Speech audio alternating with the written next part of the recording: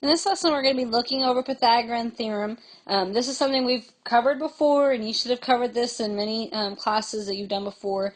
But we'll also talk about the converse of Pythagorean and then being able to classify triangles. So Pythagorean theorem, if you recall, it's just a theorem that we're able to use in right triangles. Okay, we can, if we're missing a side, we can always solve for our third side using Pythagorean theorem. And then we also have what we call Pythagorean triples, and they're just numbers that always satisfy this equation. They're just whole numbers that always, if you have two of them, you can usually recognize the third Pythagorean triple. So if we look at them, Pythagorean triple is the most famous ones, 3, 4, 5, the smallest one, basically. And then every single multiple of 3, 4, 5 obviously will work. That's what this last part shows, the x's, 3 times x, 4 times x, 5 times x. Then we have 5, 12, 13, which again works every single multiple of it. If I multiply by 2 is the second line, I multiply by 3, and then multiply by whatever number you have. 8, 15, 17, and then 7, 24, 25. So in this first one, it asks us to find the value of x. Okay, one thing to note, remember that C is always our hypotenuse. It's always across from the right angle. So this one would be my C. Then my legs, it doesn't matter. A lot of times they do A as the smaller one, and then B as the larger, but it doesn't matter, whichever way you do it. So our Pythagorean theorem is just A squared plus B squared equals C squared. And so I'm going to plug those in. So I have 5 squared plus 12 squared equals x squared, what I'm solving for. 5 squared gives me 25. 12 squared gives me 144. When I add those together, I'm going to get 169 is equal to x squared. So then I need to get x by itself, right? I can't have an x squared. They just ask for the value of x. Okay, remember squaring to do the opposite, just like addition is the opposite of subtraction. Multiplication is the opposite of division. Division is the opposite of multiplication.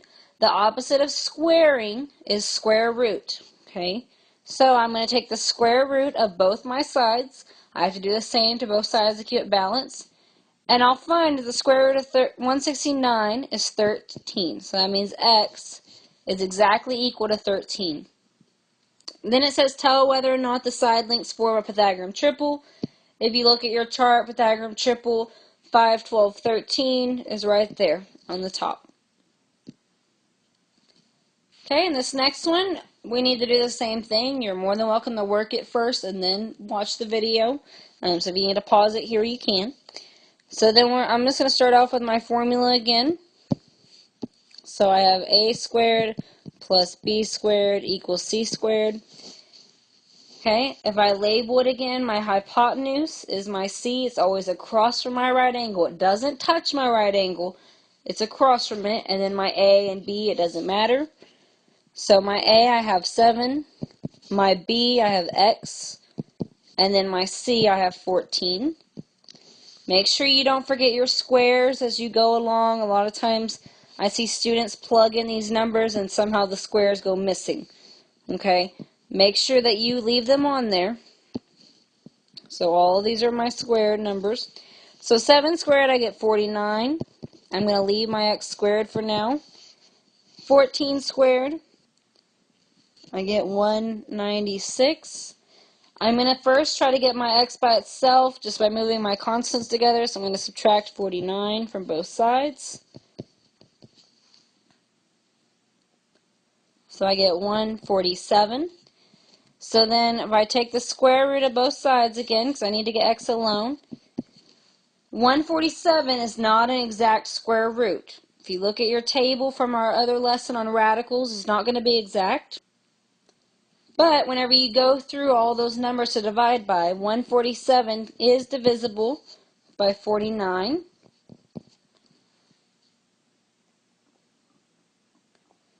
And so then it would leave you with 3. So that means I can break that down into the square root of 49 times the square root of 3. And then I know the square root of 49 is 7, so I get 7 square roots of 3. This is my simplified answer. Do not give me a decimal. Okay, I will not accept a decimal. It has to be simplified radical form. And so because it gave me a radical, I can automatically know this isn't going to be a Pythagorean triple. Okay, Pythagorean triples are going to be whole numbers, not radical numbers. So then we have this next problem. It just tells us a skyscraper shown is connected by a skywalk. Use the Pythagorean theorem to approximate the length of each support beam. And so they're the same triangles. It's just going into the middle there. And so I'm just going to work one of them. Okay, so I have this triangle. It tells me it has a right angle. It tells me that this way is 47.57. And then this is the side that I'm looking for. And then it tells me each of these parts is 23.26. Okay, now this problem, since it starts in decimals, then you can use decimals. Okay, because we're going to approximate this one. Okay, but in the last problem, I said you can't use decimals because it gives you whole numbers, and then you just do the exact answer of a radical. But this one we actually will be able to use decimals because it wants to know the actual approximate length. And it says approximate. Approximate means that we can go ahead and give the decimal form because we don't have to have an exact. So when I solve for this, I'm going to plug it in.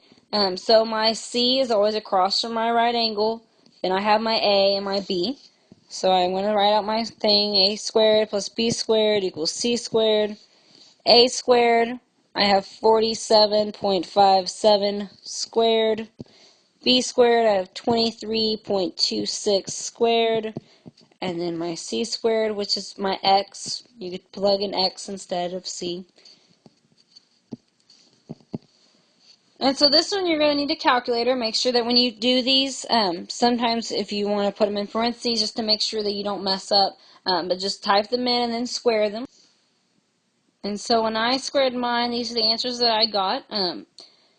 You may put these in and you may think, whoa, 47, that's a really big number, okay? But as numbers get bigger, their squares is going to be a lot bigger, okay? Because you got to think, this is saying we have 47 times, okay? So it's going to get really big really fast. So once I have these two numbers, since they gave me two decimals, I'm going to leave everything in two decimals, okay? Don't start shortening it even shorter. For some reason, sometimes we like to round to the nearest whole number. If they gave you two decimals, always keep at least two decimals, okay? If they don't tell you how much to do, then at least have one decimal, if not two. It's better to have too many decimals than have too few. Okay, if you round too much, then you risk possibly getting it wrong. It's better to have more exact answers. So with my 2, then we need to add it next. And so when I add it, again, I'm going to leave it at 2 decimals. So I get 2803.93 is equal to x squared. And then again, to get x by itself, I'm going to take the square root of both sides. So when you take the square root of that number, again, leave it in 2 decimals, then I'm going to get that x is equal to 52.95. And then my label is meters. So that support beam is about 52.95 meters. One thing you can notice about this is think about this is the largest number, and you may want to go back and think, does that make sense? Okay, it's always good to double check yourself. Well, if you look, X was our hypotenuse. It's across from the right angle, so it should be our largest side, in which case it is. So it does make sense that this did work out this way. So then we have the converse of Pythagorean theorem. Converse just tells us that if the side lengths of a triangle work into the Pythagorean theorem, then we can assume that it's a right triangle. Before, for Pythagorean theorem, it needed to be a right triangle, then we could solve for the third side. Now we want to be able to determine, is it a right triangle? So if we look at this first one in A, we're going to set this up. You always have to do C. Your hypotenuse is always your longest side. So when we look at this first one, if I were to take the square root of 113, it would give me approximately like 10 point blah, blah, blah, blah, blah, something. Okay? Since 10 points, those numbers is the largest, that means that this one would have to be my C. And so these two can be my A and B. So when I plug them in, we're going to test whether or not it works, whether or not it's going to be a right triangle. So I'm going to have 8 squared plus 7 squared equals the square root of 113 squared. Okay, well, remember we said that squaring and square rooting is the opposite of each other? That means if I square something that has a square root on it, that square root and that square cancel each other out. So in this case, when I go to simplify this, so I could do 8 squared, 64, 7 squared is 49. Now I'm just going to have it equal to 113. Okay, because if I square the square root of 113, it gives me 113. Okay. Think about a number that you know more commonly. Like if I do the square root of 25 and then I square it, well, think about the square root of 25 is 5. And then if I square it, I go right back to 25, right? Okay, that's exactly how this one works as well. So then I just need to add them together. So I do 64 plus 49, which gives me 113. And so 113 is equal to 113. This checks out, so that means that it is a right triangle. Okay, and my right angle will be right here between my 8 and my 7. So now we're going to do the same thing with the second one. Okay, so I'm going to need to figure out if this one is, which one is my longest side. So I'm just going to put it in my calculator to approximate it for a second. And so when I put this 4 times the square root of 95, I get about 38.987, yada, yada, yada. So that means that this is my longest side. So that means this one is going to be my C. And then the other two, it doesn't matter again. So when I start, a squared plus b squared equals c squared. I'm going to do 36 squared plus 15 squared is equal to 4 square roots of 95 squared. That whole thing has to be squared. Okay, make sure that you don't just put the square on the square root portion. That whole side has to be squared. So I'm going to put that part in parentheses. Okay, so now when I do my 36 squared, I get 1,296. Then I have 15 squared, which gives me 225. And then this part, my square, I can apply to both of them. Okay, so my 4 squared just gives me 16. And then again, remember when I square a square root, it's going to get rid of it. So that means I'm just going to have times 95 here. So then I can do 16 times my 95. So that means in my next step, I'm going to have 1520. In my left side, I'm going to go ahead and add those two. So I get 1296 plus 225. And I end up getting 1521. Okay, are these equal? No. Okay, this statement's not equal. So that means this is not a right triangle. Not. So after looking at Pythagorean theorem, now we get into Pythagorean inequalities theorem. Okay, so basically this theorem allows us to be able to classify our triangle. So it uses like what we just did. We could either we can use Pythagorean theorem to prove it's a right triangle, or we can look at it to see whether or not which side's going to be which side lengths are greater. Okay, if our longest side is smaller squared than the sum of the other two sides squared, then it's going to be acute. If our other side is going to be greater than the added sides, then it's going to be obtuse. Okay, that's how these two are going to be related. So when we look at this problem, it wants us to verify that the segments of the lengths 4.3, 5.2, and 6.1 form a triangle.